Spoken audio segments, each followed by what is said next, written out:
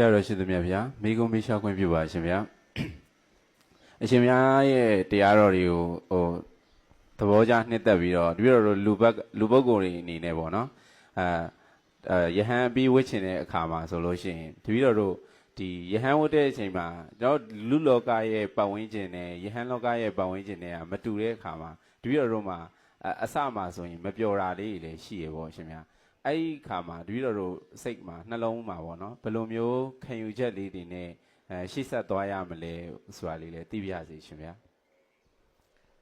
သူကဘဝတစ်ပါးပြောင်းတယ်လို့ခေါ်တာနော်လူဘဝနေပြီးတော့ယဟန်ဘဝပြောင်းတယ်ဆိုတာဘဝတစ်ပါးပြောင်းတာပဲဘဝအသစ်တစ်ဖန်ပြန်လည်မွေးဖွားခြင်းပဲအဲ့တော့ကဦးဇင်းတို့ခါတိုင်းပြောနေကြအတိုင်း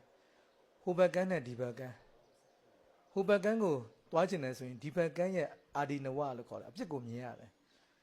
ယဟန်ဘဝကိုလာကျင်တယ်ဆိုရင်လူဘဝရဲ့အပြစ်ကိုမြင်မှရမှာလူဘဝရဲ့ဒုက္ခတွေကိုများများစဉ်းစားပေးရတယ်လူဘဝရဲ့ဆင်းရဲပုံညှင်းဝေးစရာကောင်းပုံဒီနေ့ခေတ်ဆိုရင်ပူတော်မှစဉ်းစားလို့ကောင်းတယ်ခေတ်ပြက်ကြီးဆိုတော့လေနော်ခေတ်ပြက်ကြီးဆိုတော့ထင်တိုင်းမပေါက်ဘူးနော်လူအခွင့်အရေးတွေအများကြီးဆုံးရှုံးတယ်အဲ့တော့လူတယောက်လောက်ရတာလူပြက်ကြောမနဲ့ဘူးအဲ့တော့ပူတော်မှရဟန်းဘွက်လို့သိကောင်းတယ်နော်အဲ့တော့လူရဲလို့ဖြစ်လာပြီးတော့လူရဲ့ဘဝရပ်ပိုင်ခွင့်တွေဘာမှမရှိဘူးလေအဲ့ကြောင့်ကျွန်တော်တပည့်တွေကိုလူထွက်ချင်တဲ့တပည့်တွေလည်းအဲ့ဒါအများကြီးပြောတယ်ခကြီးကအလွန်တိုးတက်ပြီးတော့အောင်မြင်နေတဲ့ခကြီးဆိုရင်တော့ကောင်းတယ်လူထွက်ရတာကောင်းတယ်လူဖြစ်ရကြနဲ့တယ်အခုကလူဖြစ်ပြီးတော့လုတ်တော့လည်းဘာမှမရဘူးလို့နော်ဟို30ဖို့လုပ်ပြီးတော့ငါတစ်ချက်လောက်ပဲရရှင်ရနေတာလို့အဲ့တော့ဘာမှတန်ဖို့မရှိဘူးအသက်ကလည်းတိုးတယ်ယောဂလည်းများတယ်အဲ့တော့လူဘဝနဲ့ဖြတ်ကျော်ဖို့မကောင်းဘူးဒီကာလကရဟန်းဘဝကကောင်းတယ်ရဟန်းဘဝကကိုလုတ်တော့ပြည့်ဝရတယ်ကိုကြိုးစားကြိုးစားတော့ပြည့်ဝရတယ်ရဟန်းဘဝကကိုနေတတ်ရင်ကိုခံပဲနေတတ်ရင်ကိုအတွက်စက္ကန့်တိုင်းမိနစ်တိုင်းကကိုအတွက်ကအကျိုးကြီးပဲအခုဦးစင်းတရားစကားပြောနေဦးစင်းအကုသိုလ်ရတယ်တရားပြီးရင်ဦးစင်းစာချမယ်ကုသိုလ်ရတယ်